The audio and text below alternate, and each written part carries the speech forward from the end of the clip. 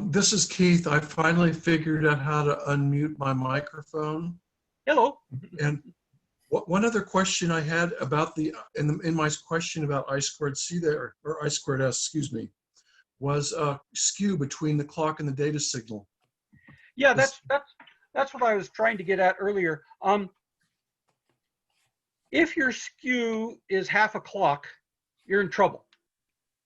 That connection is just broken. You have to be able to see the rising and falling edges of the clock unambiguously. As soon as that's true, if the data doesn't skew by more than half of a clock, you can sample it at exactly the right place and you won't have any skew errors. So skew is a real problem if you've got like 30 wires going over external connections, right? That's one reason they go to SATA serial, is just so that they can get rid of any of the errors caused by skew by differing tolerances on the drivers and all that kind of stuff. So there's enough timing margin in it so that that's not a risk then. Right. I mean, and you know this because the new HDMI cables can do, 4K and 8K and all that stuff, right? And they're just using a balanced pair. And because those things work, that tells you that they're getting the digital across. There's enough bandwidth in a nominal HDMI cable to handle that high signal rate. So, the audio rates and I squared S rates are completely trivial compared to video issues. The other question was,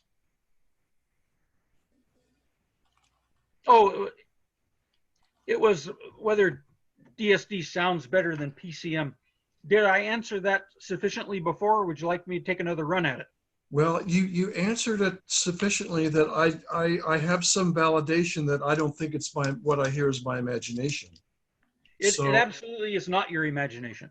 But most of the DSD albums I have, they're in a minority because they're not as readily available as PCM recordings.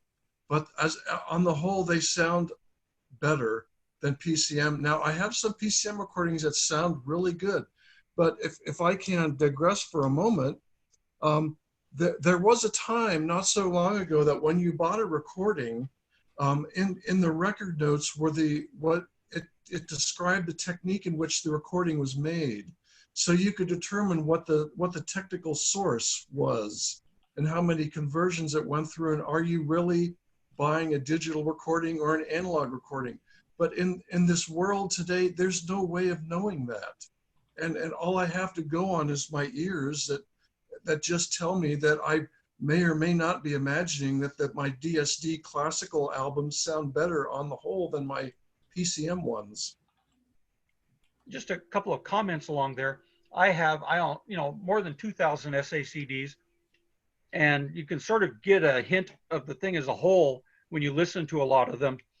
And the DSD versions of 90% of them are better than any PCM version I've heard.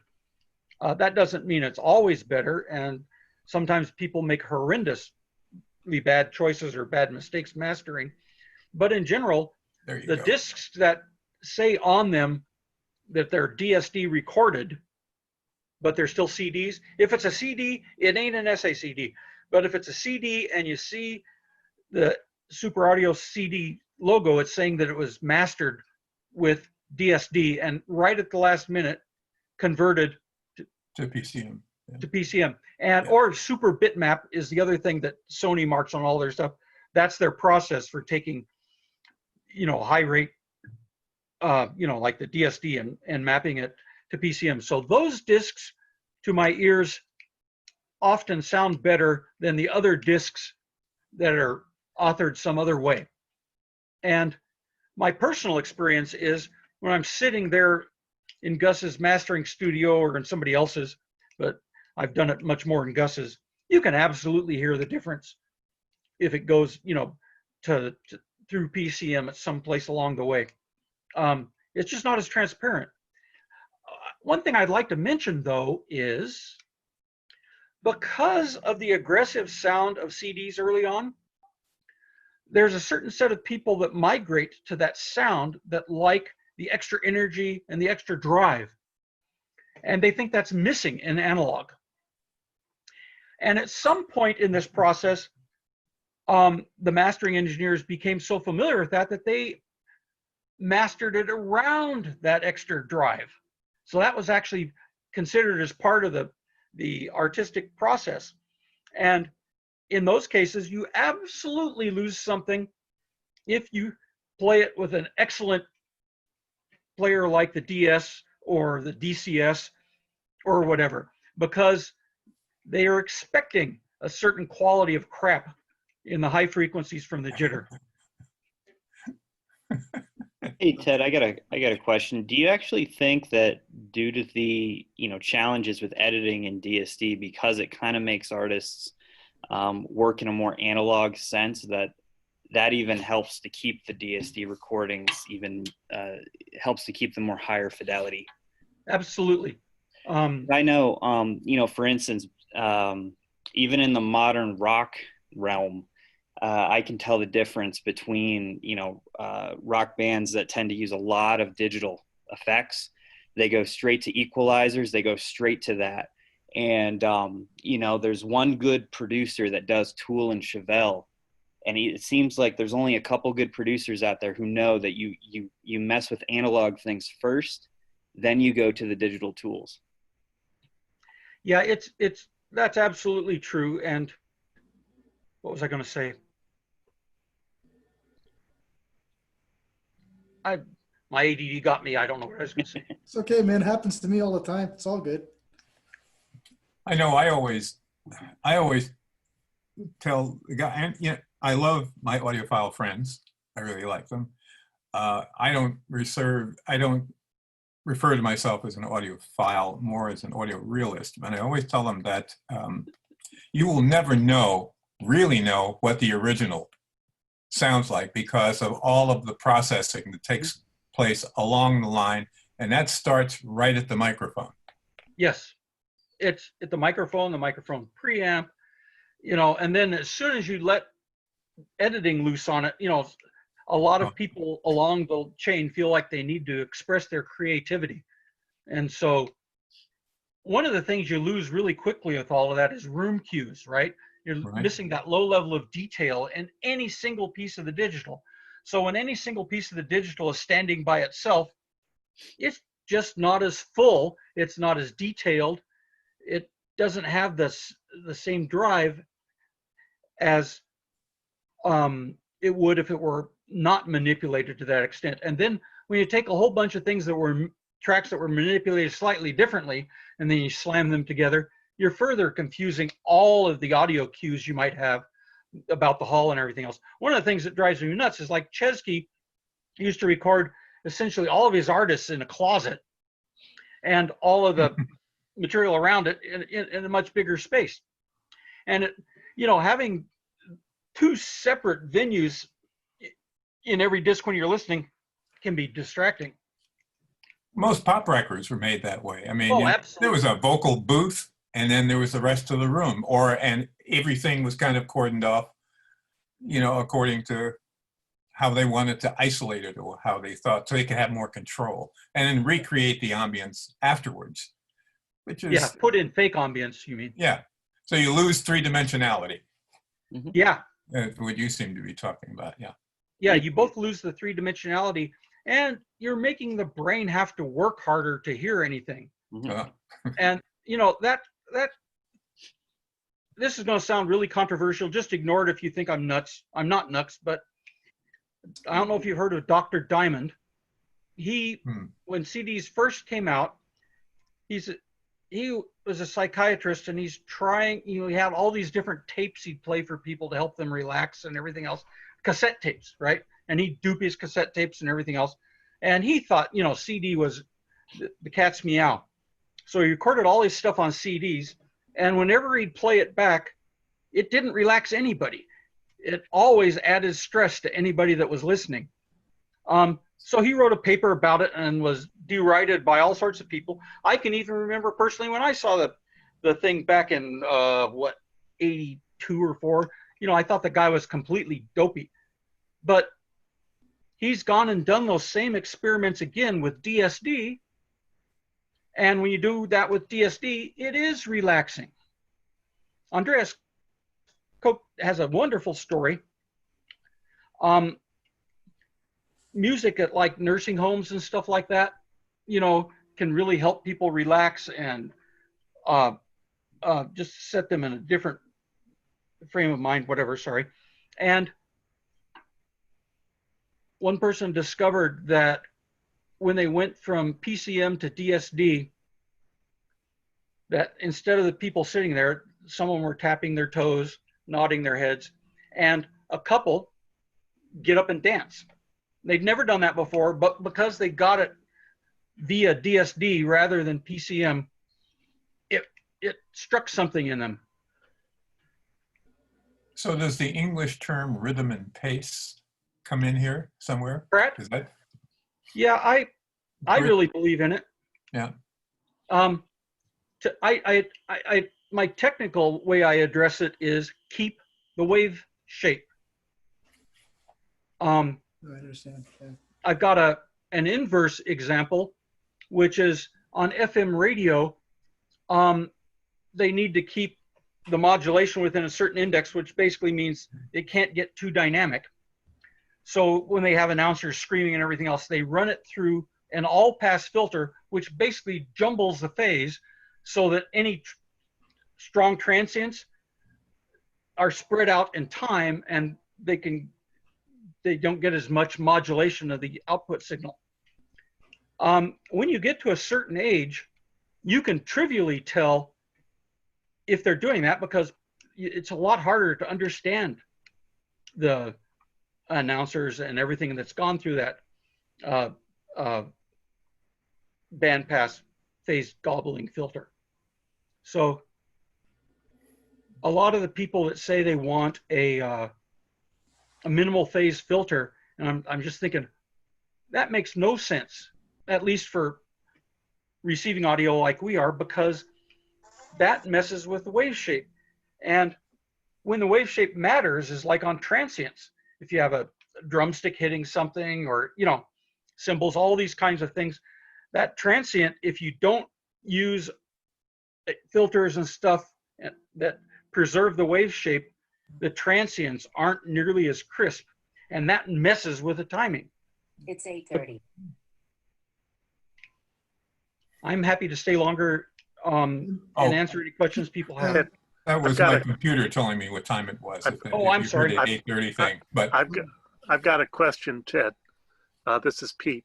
On the in the manual for the DS, it recommends to not use both the XLR and the RCA output at the same time because they're somehow connected to each other internally.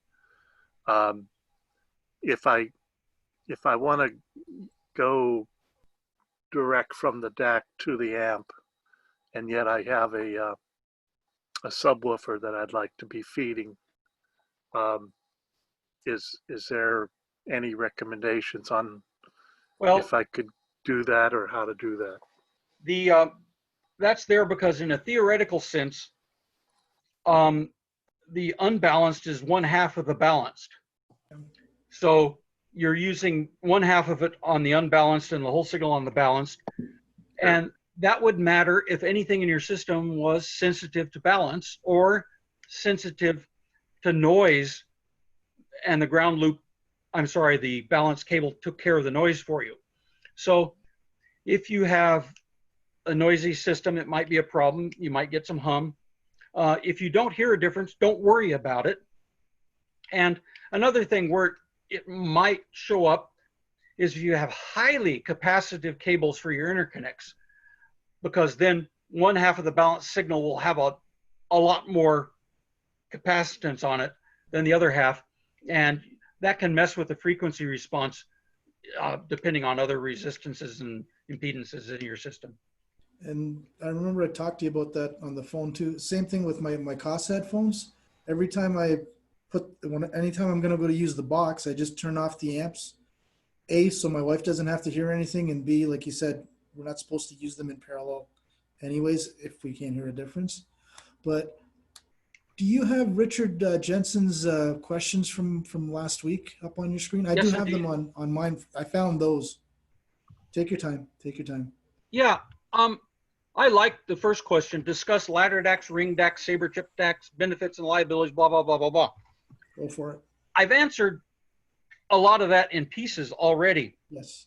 But let me start out by making my favorite point, which is all that stuff doesn't matter. Listen to the thing that sounds the best and buy it. And I mean that very seriously, because ESS saber chips in some sense are the exact same technology as the DCS DACs, okay? But in another dimension, the DS and the DCS things are the similar technology because they're discrete and you take advantage of not being stuck in a little chip. Ladder DACs and R2R and etc. They sound simple, but it's extremely hard to get resistors that are accurate enough to actually represent 16 bits, 20 bits certainly, because you know for 16 bits they have to be accurate to, you know, 100th of a, well, 16,000, well, never mind, 0.00016% to give you a linear system. Conversely, with 1 bit, it's linear. 2 points define a line. It can't be nonlinear. So what really matters is your budget, the passion of the person that designed the product you're listening to, and your listening preferences and stuff like that matter so much more. Mastering, all of these things matter so much more than whether it's an R2R DAC or DSD or PCM. I didn't know a lot about the DCS ring DAC before I read your question, so I went and looked at it. And what's really funny is everything I read about it were you could say about all the other modern DAC chips, except because DCS has a discrete implementation, they're free to reuse their internal pieces of the DAC differently with each release to make things sound better. Just similarly in the DS, every release I try to make things sound better, and almost always it has, because I have the freedom to use the hardware different each time around. And so that can matter to some people. I don't think, and I could be wrong, but I don't think that DCS puts out so many releases that increase the sound quality over time for each of their DACs. So that sort of goes back to what I was talking about Microsoft. You're correct on that, Ted. Does that answer your question? I think, yeah, in fact, go ahead, I Richard. think you answered it well before, you know, you addressed it again too. So thank you. You betcha. So yeah, on that note with the DirectStream, the reason why I like it so much is because the back panel. I don't know any other DACs on the market because you've got the two I2S inputs, and I use one for PCM, the other one for DSD. The coax I use for my surround discs for the PCM surround. I know we talked about all this on the phone, you know, and I don't use the optical, but again, like you said before, it depends on the signal source that you're using, because optical, and you can correct me because I'm probably going to screw this up again. 192.24, it depends on your source and the optical cable you're using, and I probably screwed that up. No, that is correct. Originally, SPDIF was designed for 44.1 or 48K. Correct. They found that it worked at 88.2 and 96K. I mean, the same transformers are used, and that limits the bandwidth.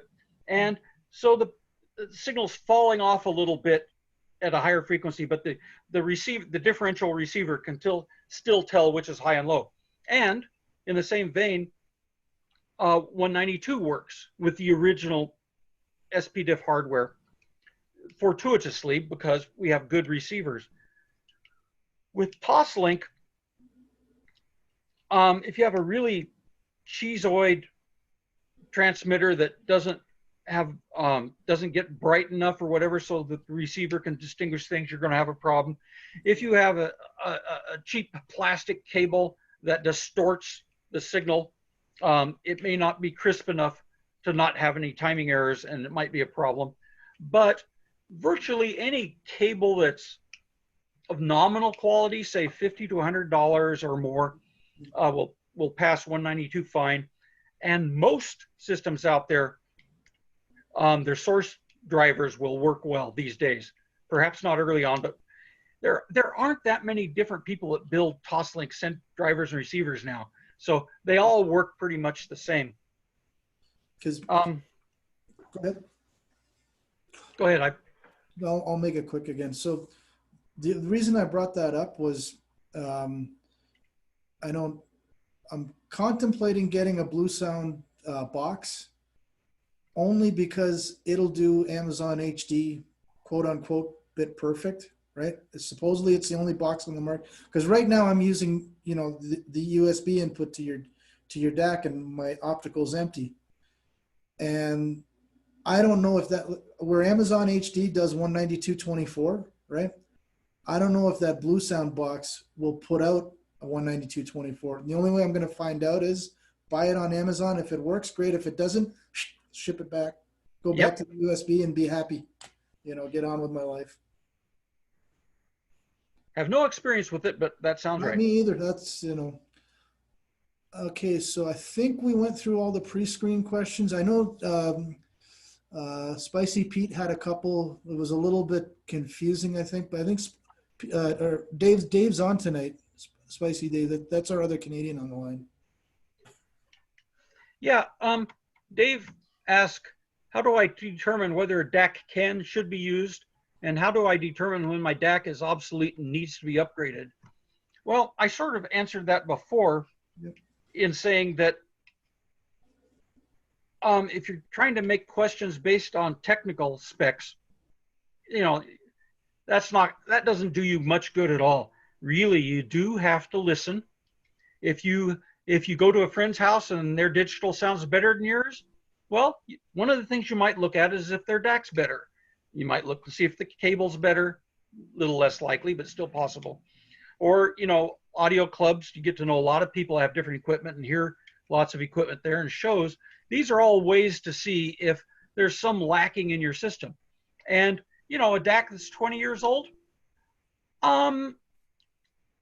it won't sound as good as a modern DAC, but if the rest of your system doesn't show you those differences, it doesn't matter. And if you don't care, it doesn't matter.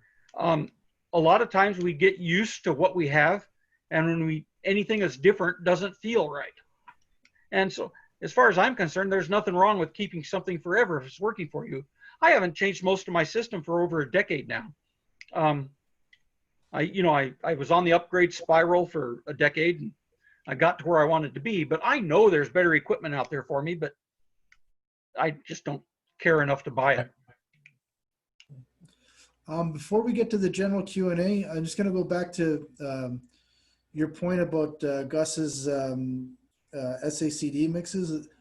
When I was up in his studio last year and he played A Case of You and his SACD mix, and he had me sit right at the mastering desk, it was a mind blower. So I went out and bought the DVD audio disc on eBay about a week later. Of course, it didn't sound the same on my setup, but then Ben heard it a few months later and he approved. And I said, if you think you like this, you got to go up to Boulder and listen to it behind his mastering desk. It'll blow your mind. That's the only reference I had. So, yeah, Gus is a wonderful, kind fellow, and he welcomes showing people things like that. So, you can drop in completely unannounced at PS Audio, and most of the time there'll be somebody there that's happy to take you through everything and show you all the stuff. And, a lot of the time, not quite as much, Gus is available too. Certainly, if you call ahead, they're very accommodating. It was funny when I was up there last summer. The only disappointment I had, and Gus and I had a laugh over it, is his modular Moog wasn't running, right? And he said, well, Yeah. you can play my Behringer rig, and I got rusty fingers, and I didn't want to look like an idiot in front of him, right? With a Moog, I can look like an idiot and make it sound good, right? But, Yeah, that is awesome Wendy Carlos's Moog. it is. Well, Yeah, he's got Neil Young's mixing desk, right? Yes. And I think he's got Neil Young's ARP module up there too. I think that's what he told me. I can't vouch for that one personally, but yeah. I was like a kid in the candy store. I could have see Paul wasn't there that day because he was on a big thing with his family. Then he got sick, and I replied back to him on the thing privately. I said, "Don't worry about it, man. You weren't there. I didn't miss you." I wanted to go back to Dave's second question. Another way to tell if you want to upgrade your DAC is, this will be a plug for PS Audio, but I think it's cool that, you know, they have a no questions asked 1 month return policy. So if you want to try out any of their DACs, buy it. If you don't like it, you get your full money back. You don't even have to pay for shipping to send it back. The cable company is the same way for cables, right? You can return it if it doesn't sound right to you, and it costs, with cable company, it might be shipping, but still, any place you can find that'll give you a no questions asked return policy, you know, is a great way to see if something is going to work for you. Is better than yours. Hey Ted, I did have a question for you about the volume control implementation in the DirectStream. And, you know, I read a little bit about digital volume control and how, you know, there's 24-bit, there's 32-bit, and some of the DAC chips, like from TI or ESS, implement some kind of volume control. How does that all work? And, you know, what is the advantage to going with a higher bit volume control? Back in the evil days, you could always hear volume controls with 16-bit because any change in volume would cause either bits to fall off the bottom and you get different truncation errors, or you'd put in dither and that would add noticeable noise. So virtually no volume controls that were implemented in 16 bits were any good. And that's why a lot of people want an analog volume control rather than digital volume control. When you get to 24 bits, hardly anybody can hear the difference. If you do the math exactly in 24 bits, and that's what you keep, is the full 24 bits. There's a trick that makes it easier. Your volume control doesn't have to be a perfect setting, right? As long as it's approximately half a dB steps or 1 dB steps or whatever you want, that's good enough. So you can actually choose values for each of your steps that lose less data, that have a lot more zeros on the bottom. The 32-bit volume controls are in DAC chips that are basically, they're trying to say they use 32 bits everywhere, and that way they don't lose bits, and you know, when they're doing complicated math and everything else. Volume control is not a complicated piece of math. It's a multiply. In the DS, I take the full precision PCM, a 20-bit volume, do the multiply, and get, you know, all of the bits out of that. So I lose nothing, guaranteed. And that whole wide word goes on to the sigma delta modulator. So every single bit on the input, after it goes through the volume control, has the exact predicted output from the sigma delta modulator, you know, at least in theory. So in that sense, it's a perfect volume control on the DS. So these digital volume controls, and they're just absolutely transparent in the sense that you don't lose anything. It's at all. I mean, is it in theory then the best volume control you can have if you're using a digital source? I mean, as opposed to like using, I don't know, a passive volume control between my DAC and my power amp. Well, in general, passive volume controls have their own issues. and that depends greatly on the rest of your system. I personally use a preamp, and I set my DS's volume and my preamp's volume however I feel at the time. You know, if it's late at night, you know, I turn my preamp down to 1 out of, you know, 110 and use the DS. And then during the days, a lot of times I turn the DS up to 100 and just use the preamp. Analog certainly adds more color than almost any digital volume control. They can't be made to work as precise. But if you have a digital volume control that doesn't keep all the bits in the math and does any kind of dither, then it's a crapshoot whether it's going to beat a passive or active analog control. I just, you know, I've got plenty. That's the beauty of an FPGA. I've got I can make all my math as wide or narrow as I want, and there's no crazy restrictions like 32 bits, 64 bits, or whatever. I just use as many bits as I need to keep the answer. I submitted a written question, but I think we're now like having open mic, or at least I saw something on the screen that indicated that. Pardon? No, go for it. Yeah. The question I have is, I notice a really interesting effect when I do something with a Redbook CD, especially one that isn't available as an SACD. And you know, take it to WAV file and then convert it and rip it to music DVD and play it back on a DVD audio capable DVD player. And there's a discernible difference that's rather dramatic, and I'm trying to figure out why that is the case. Well, first off, it's not, if you do it right, you can get the identical bits to the DAC. So what's going on is either jitter or noise. And with the DS, if you had one, it wouldn't be jitter, but jitter and noise basically can come from the same sources and do the same thing. So I'll just say noise from here on out. Your transport matters. If you play from a computer, what program you're running matters. What other programs are running on the thing matters. The hard disk that you use in your computer matters, because every single one of these modulates the power supply, which modulates the timing of the data that's going out. And changes exactly the noise spectrum that might be interfering with the rest of your system. There are some transports that are a lot better than others.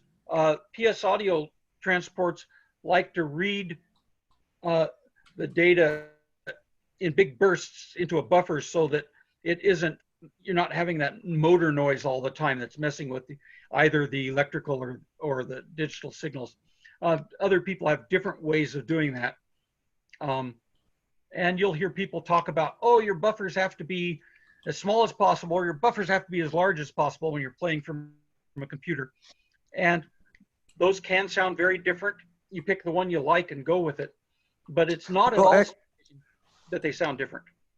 Well, I was only basically asking the question because of a characteristic that you pointed out in terms of the difference between SACDs and DVD audios. And that is the greater presence of bass, which is a characteristic of actually doing the process I just described. And so that's what I was really asking the question about. The quality of the sound from both. I've got a really good DAC. It happens not to be yours, but I've got a separate,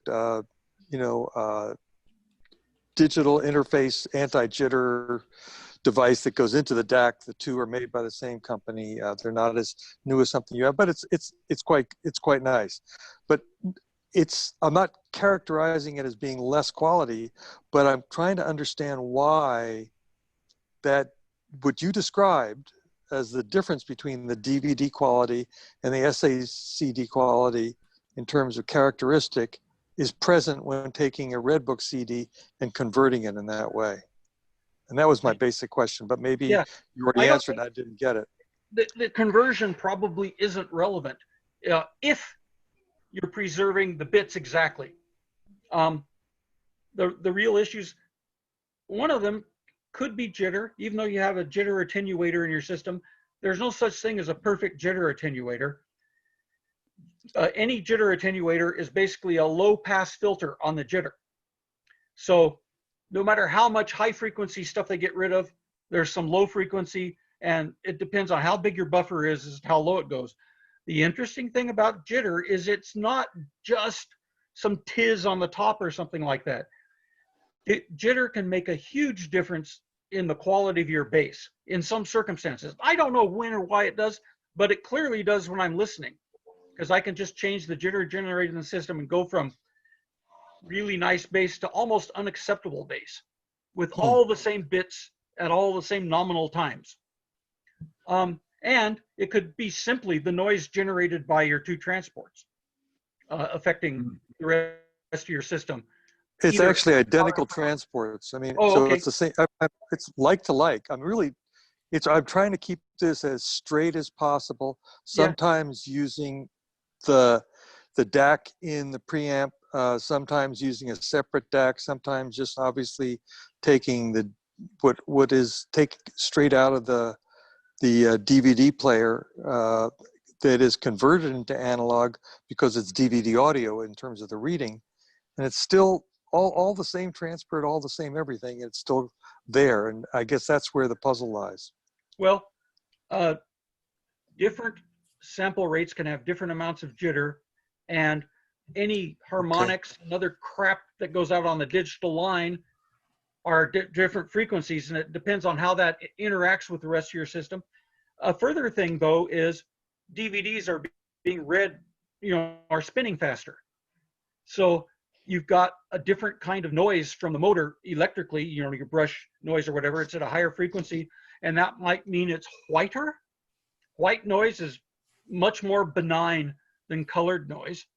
And there's also, you can hear sometimes, if you're careful, the tracking mechanisms inside your CD player. There's like a coarse tracking mechanism, and then maybe with a piezoelectric, a fine tracking mechanism trying to chase the grooves. If that coarse tracking mechanism is, say,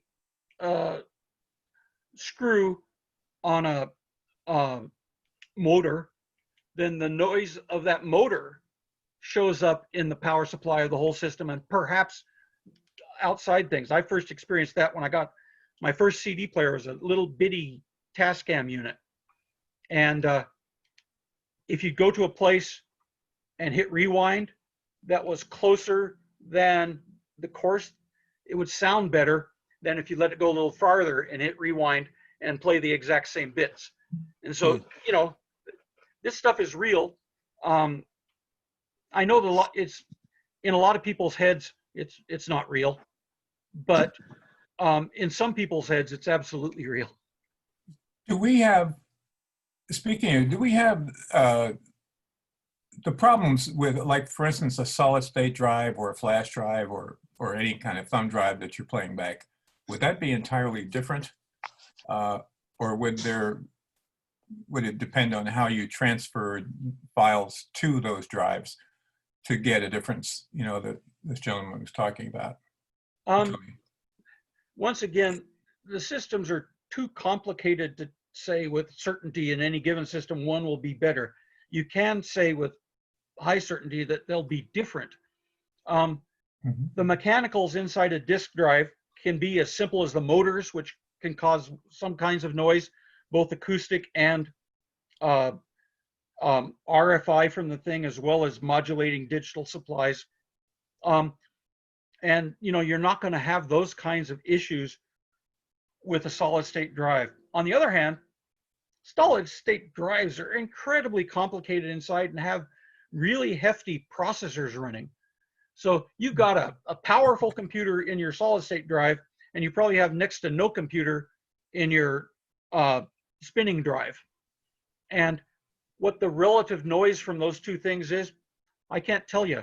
There are some people out there that are saying just by changing their kind of DRAM, they're hearing a difference. And I haven't personally experienced that, but I'm not incredulous. I think it's quite possible. All the things inside of a computer so interdependent, and they just generate different kinds of noise.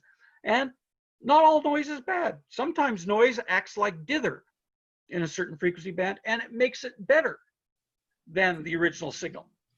So, and the thing that makes it really complicated to analyze is you can have garbage noise in this frequency band, and then good noise here and garbage noise there, and it can change how your whole recording sounds. It might mess with only the bass or whatever, or it just might make the whole thing just fall flat on its face. Wow. Yeah, I have a question. I have a DAC that says that it does DSD 512. And I'm like, what is DSD 512? Sure. I mean, is it some kind of upsampling or? No. SACDs are DSD 64.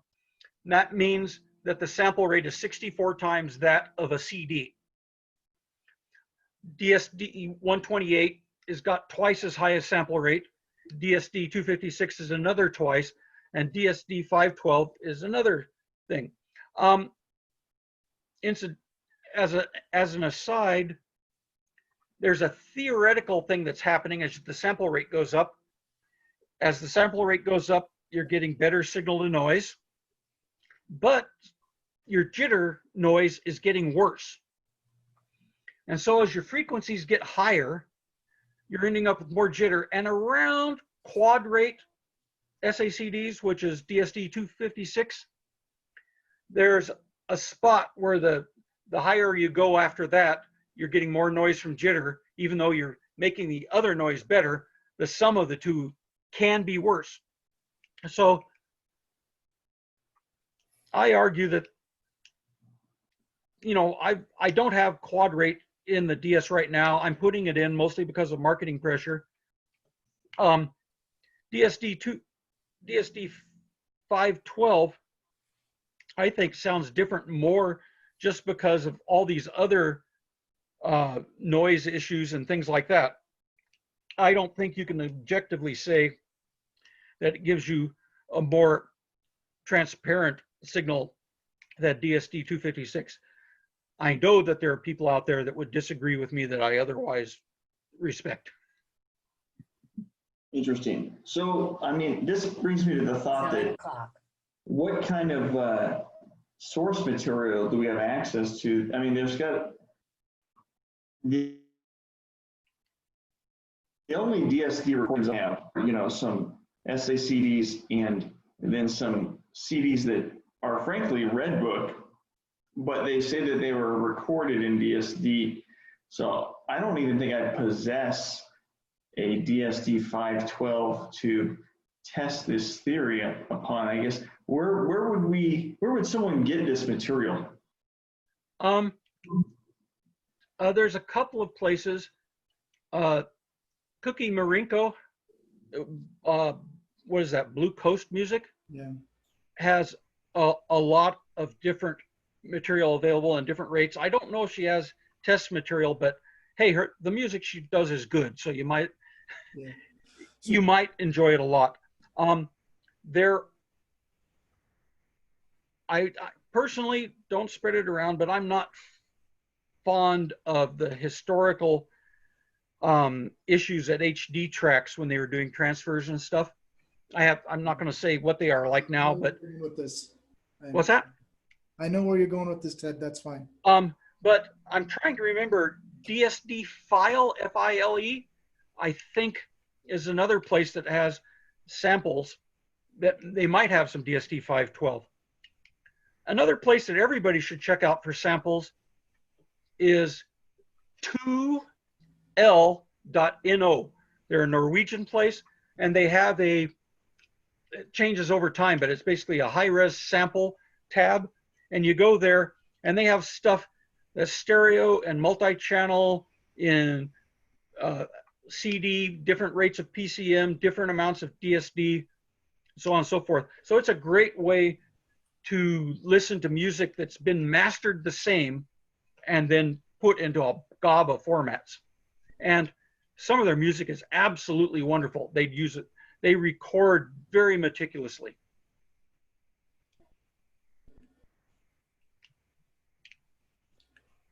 So do we have anything else for Ted for tonight? And don't be shy because we're already at the past the 2-hour mark. And Ted's been awesome. I mean, dude, I'm happy to talk all night. So whatever you like. Trust me, you haven't lost any customers here. Pete, again, he says big thank you, but he had to head out at 9 o'clock there. But you know, Ted, I wanted to ask you about firmware upgrades for DS. I'm listening. You know who Ted Smith is? That sounds like Paul. Oh. At any rate, what was your question, Rick? As far as firmware upgrades for the DS machine, I've got one and I'm in the process of finishing my room and I'm going to get to hear it in a couple of weeks. But I understand there's a law of diminishing returns about how many firmware builds you're going to do. But I'm thinking as you're doing this new implementation, that's this cost no object box you're building, when no doubt that will receive some upgrades as you go along. When you come up with a new build for the new machine, I'm thinking that doesn't automatically mean that there's going to be another build for the older machine, but I'm thinking possibly when it gets to be important, theoretically enough changes taking place on your, the development you're doing for the new one, that you'll go back and do another build for the original DS. Well, what we're going to do until something forces us to not do it is, in general, I release in parallel any given release on all the hardware we have. Okay. It already is the case that there are some features in the DS that the DS Junior doesn't support. Nevertheless, the changes I usually make to the DS software improve the DS Junior as well. It may not improve it as much, but it improves. So already in Snowmass and Wyndham, you have some of the features from the new DAC, are some of the things I did in the new DAC software for prototype work. I ported back to the other implementations, and I intend to do that from into the foreseeable future. The thing that's going to happen at some point, and I always think it's going to be 1 or 2 releases later, is I'm not going to be, either the FPGA is going to be completely full or I've run out of ideas and I can't keep making it better every time. But Snowmass at the time, many people said was the biggest update ever. And fewer, but still an interesting number of people say that the Wyndham update from Snowmass was the biggest update ever in sound quality. I've learned a lot about what kinds of things make noise that bother people. And, most of the time these days, I'm just concentrating on lowering noise. And whatever I learn while doing the TSS, I'll certainly backport to the others, unless it absolutely doesn't fit or it needs hardware that doesn't exist. Okay, good to know.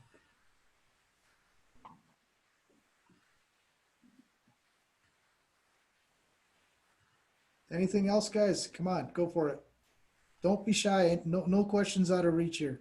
I was just thinking, if we're going to use a PC as a source, is there a recommended player, like a software player that we should use? I always answer this question as, which one has the user interface you like? Yes, they all sound different, and each release of them might change how they sound, but usually if you configure things more similarly, a lot of those differences will go away, not all of them. I think J-River Media Center is a great way for a lot of people to start. It does audio and video. It does a lot of things reasonably well. It's reasonably easy to use and has reasonably good graphics. If you want more graphics and more liner notes and stuff like that, Rune is a great way to go. But it's got a subscription price that's not trivial. Foobar 2000 is nerdware, right? Nerds love it. Everybody else is going, what the? You know, Yeah. they don't have any idea how to use it or what to use it for. But Well, Phoenix is not attractive, I will say, on FUBAR, but yeah. oh, it can be very attractive, but a lot of the guys that run it just don't give a rip. I mean, people build skins for FUBAR that make it look like everything from a jukebox to some guy surfing, you know, all sorts of crap. But there's a lot of creativity out there, the skinning FUBAR, that just doesn't exist for J-River and these other things, because FUBAR's much more extensible and much rougher. So I always recommend J-River first. It doesn't cost that much. It does a credible job. Rune is just very pretty, and if you're playing mostly CDs or, you know, PCM from your collection, it gives you all sorts of other things to read about your material, not just screensaver eye candy, but, you know, honest to goodness stuff you're probably curious about. But it does have a steep subscription. I mean, I use Ottervana, and again, I like it, number one, because it finally organized all my damn files on my computer. I mean, it's not perfect, but then what software is? The whole thing about the software, you know, and yeah, once you have it turned on, everything else on your sound card, or well, I shouldn't say sound card, everything else is muted, which I guess that's the whole idea, is to take the processing power away from all the other crap and just focus it on Ottervana when you're using it. Maybe I screwed that up again. Well, I'm not a Mac head, but yes, indeed, Audio Nirvana is a credible player. But, and I don't know if it works with Audio Nirvana, but BitPerfect has some expansion software for the Macs that sounds better than most of the other programs out there, because, you know, Richard Muirson's well, he used to be a laser scientist. You know, he's a very smart guy, and they did a lot of work to make it sound good.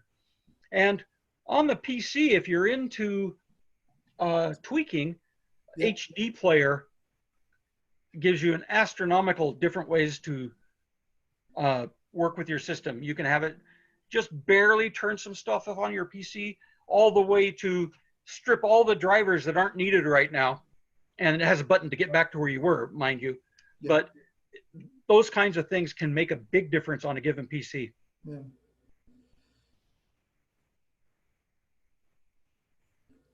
Come on, guys. You don't have to. We can all go. I don't care. I got to go anyway, but I wanted to thank you for these 2 hours we got from you. And I just want to say I found you very accessible and authentic, and I enjoyed your talk. And I just want to let you know I love your shirt too.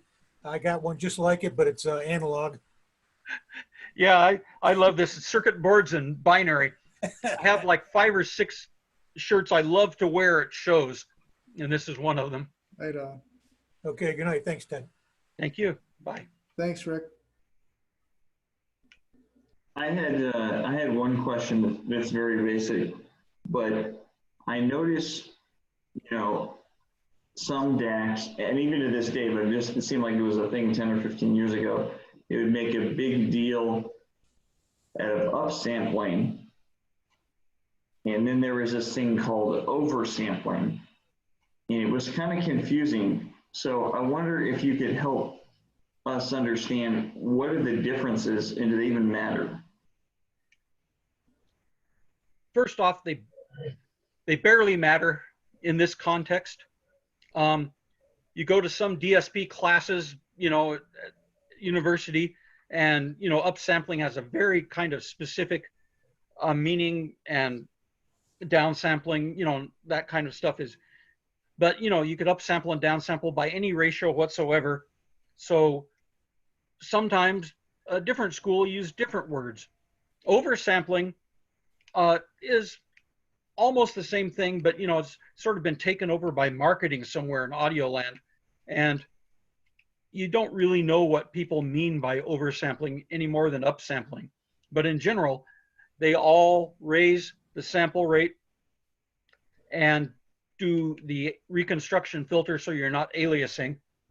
And the advantage of a higher sample rate is when you finally do your reconstruction filter in analog, it can have a shallower slope. So the higher you upsample, you can keep all the identical bits that you had before you upsampled. So if you take something and double its sample rate, you can have all the original samples and then the correct intermediate samples with, if you do upsampling correct, I shouldn't say correctly, but that's one way you can do it. So you've lost nothing to do the upsampling, but you've gained the ability for your analog filter to run at a much shallower rate. I mean, trying to get from full scale to off between 22.1 whatever and 23 point whatever is an incredibly steep slope. Just relaxing it with the upsampling by 2 means that you've got all the way until 44K to get to all the way off. And that's a huge difference.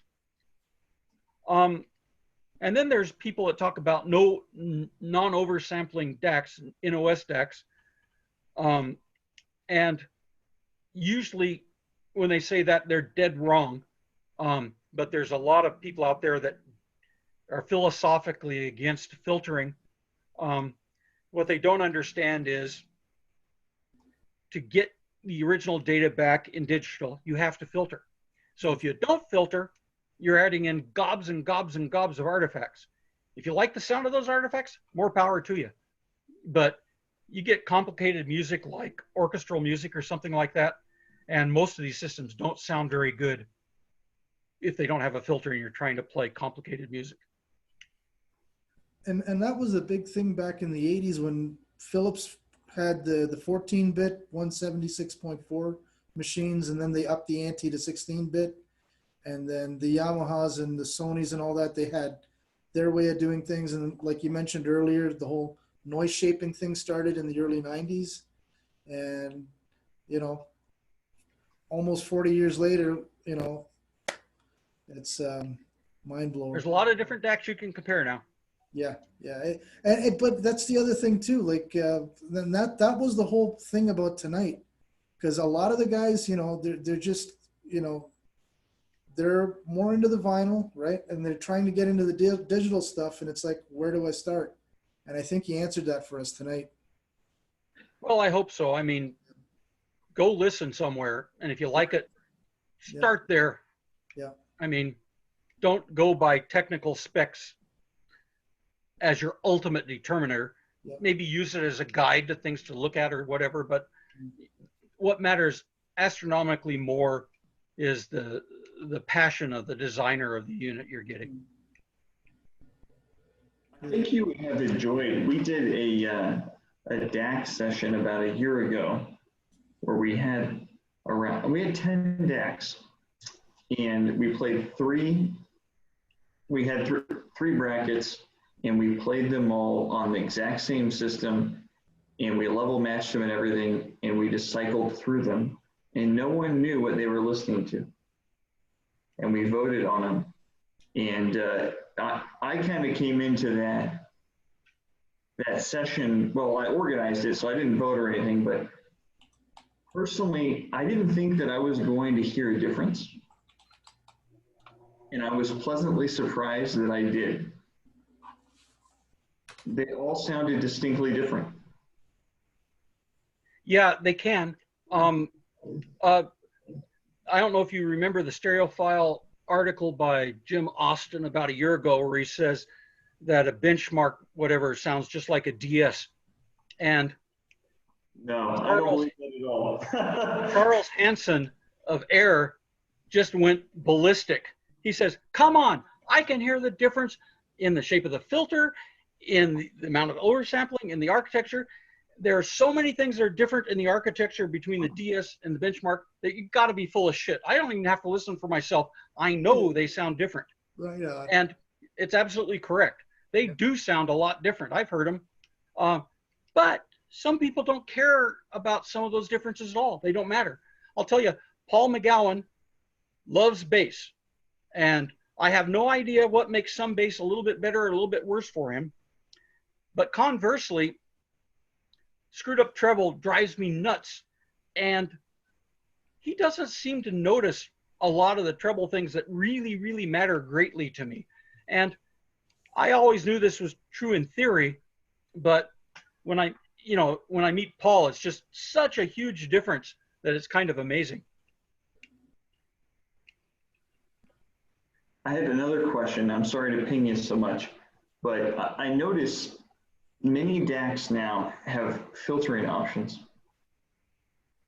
And as much as I try to understand what they're doing, it doesn't click for me. I'm not a highly technical individual.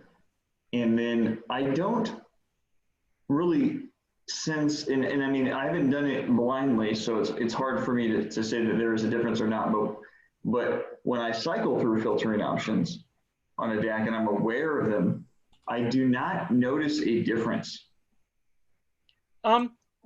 It depends on the DAC to some extent, because a lot of the color of a DAC is the analog and how good the quality is. But I'll give you a couple of examples. People that love trios, woman's voice, single woman's voice, and stuff like that, really are paying attention to a narrower band in the audio band. And so if they have a rolled off filter on the top, it doesn't hurt the sound at all, because that's not what they're paying attention to. It may not even be represented by their system. The advantage you can get with a rolled off filter on the top is you can actually chop off some of the aliasing that might have happened earlier in the production range. So some of the stuff that's actually in the material that you don't want to hear, you can filter off by using a slow roll off filter. Conversely, if you take, once again, something like orchestral music, to me, it just loses so much when you use a rolled off filter. I know that a lot of people use those kinds of things, but I just tried to implement my filter well enough that nobody asks me for options on other filters. And to a large extent, I've achieved that. People that listen to the DAC in general aren't looking for other filter options. Some people would love to play with them, but if you really want to play with filters, go get HD player or something that gives you a huge number of different filters to listen to, and pick whichever one sounds best. I do have to me, a funny story on that grounds though. There's one particular denizen at PS Audio's forum who's very, very vocal about how each release sounds different than the previous ones. And he processes the crap out of everything with HQ player. And every new release I say, have you tried to turn off all the processing and compare the two things? And he never answers that. I don't think he really understands what I'm trying to ask. He just thinks that if you change the DAC software, everything that he's done processing before should still work the same way. And well, if I change a filter and he changes, doesn't change his filter, he may not see what I've done, or we might, for argument's sake, have a mess with each other. So I get upset by him when he's telling everybody that it sounds like crap. And then, 6 months later, he says, no, I was wrong. It sounds great. Yeah, it's kind of negative PR. I can count on it every time from this particular fellow. Well, I want to thank you so much on behalf of our club for, staying on, answering all our questions. You've answered everything that I could think of, and really opened, my eyes to some things that I was unaware of before. And I was always kind of a skeptic. I have to hear things to really believe them. But now I'm thinking I need to experiment more and really find out, what nuances there are in the digital world, because I've always just been one of the opinion that bits are bits, but perhaps I am wrong. Yeah, it's definitely worth experimenting, but one thing I'd caution you, don't spend your whole life trying to optimize till there's nothing left to optimize, because then you've completely built your system around everything else in the system. And if you change anything, it's going to get worse. even if the thing you put in is better. Remember, every time you do an A/B, the second thing you hear will always show you things that you didn't hear in the first. Just because you hear new things doesn't mean it's excellent. Often, if you just tip the frequency up a little bit, you'll hear more stuff, but you'll find a week later you're just not playing any music. So the real thing you should do is not A/B like this. You should put something in, listen to it for a week or so, then go back to what you had, and your gut will tell you instantly. It'll say, oh, back to home, or it'll say, crap, you know, and that's a much more effective way of doing A/Bs if it's at all subtle to you. Guys, anything else we got to ask Ted before we head out for tonight? Okay, I'll do it again like last two. Going once, going twice, going 3 times. All right, Ted, this has been awesome. We do a Friday night shoot the shit thing where it's anything goes. You're more than welcome to join if you got nothing to do on a Friday night. Well, the quarantine stuff is slowly starting to lift, so you know. Quarantine doesn't make any difference to me. I work in my basement all the time anyway, and in general, my wife considers it her duty to keep me fed and happy down here. Thank you. Oh, no worries. And yeah, I do send. I'll send Ted like any future Wednesday night things. I just send Ted, Darren, and Paul and those guys the invites. If they can make it, they can make it. If not, you know, not a problem. Yeah, sorry. Go ahead, Ted. No, you first. You first. I was going to say, I hope that, you know, Darren was also pretty forthcoming and everything. He certainly is a wonderful person in one-to-one, and you know, he knows his stuff, and so, you know, he was a great addition to the PS Audio engineering team. I'm not saying anything negatively about anybody else, but now they have that much more bandwidth for developing products. The Darren talk, and again, the video links are on our website. Darren was my guinea pig that night. There was a few rough goes, and again, we were 15 minutes ahead and all this other stuff, but between my monitor crapping out and then after 30 minutes, the whole gallery view and then all this other stuff. So, you know, but he was super cool. I mean, you know, he even, when I had problems, he started covering for me, right? So no, it was great. I mean, you know, yeah, and again, he had really, really good observations, really, really good answers and stuff like that. And, you know. If you guys are interested in hearing random stuff from random people in the audio industry, you ought to check out the blogs at AudioStream. They have a section there, and you know, they've talked to a lot of interesting people. But you know, for example, Bob Stewart from Meridian, you know, MQA. Yep. You know, I haven't listened to that one, but I'm sure a lot of people might be interested in that. And there's a lot of other really talented designers. I don't know. I think you might get to it easier by searching for AudioStream and blog, or blog isn't the right answer. Dadgummit, it's video, it's audio stuff. Yeah. Sorry, but no, yeah. If you find it, there are some good talks there. I really liked the way the host asked questions, and you know, he had really great equipment set up, so it's, you know, pretty high quality recording for people and stuff. Oh, nice. We'll check it out for sure. AudioStream, cool. Trying to remember what the. No. I'm not going to get any closer than that, so I'll leave you at the mercy of search. All right, not a problem.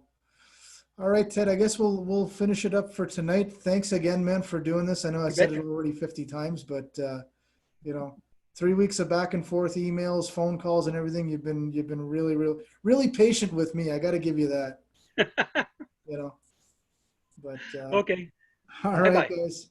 Everybody have a good night, and like I said, we'll hopefully chat soon and everything else.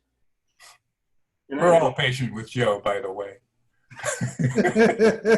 All right, guys. Have a Hey, good I'm sorry I got here late, but it was great. Ted, I think you've got a great talking with you. All right, guys. Thank Have you. a good one. Bye-bye. Bye-bye. Bye.